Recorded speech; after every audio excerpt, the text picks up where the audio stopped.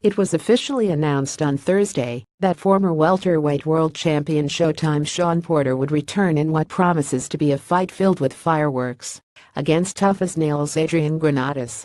The fight will be part of the Showtime televised undercard to Deontay Wilder's defense of the WBC heavyweight title against Luis Ortiz.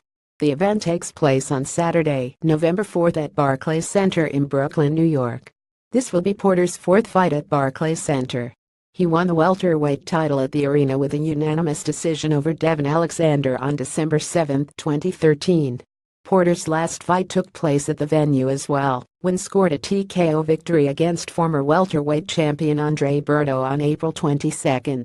The most recognizable fight for him at Barclays was last year's 12-round war with current WBC, WBA champion Keith Thurman.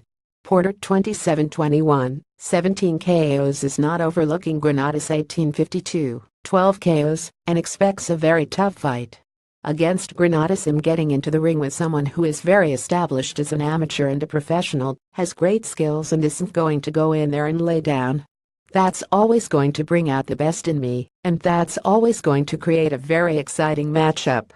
I know that when I do what I'm planning to do, it's going to be exciting, entertaining and fill the seats, Porte said.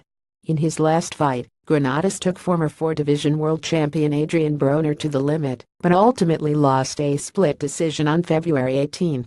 I'm very excited to be fighting one of the best welterweights in the world in Shawn Porte, said Granados.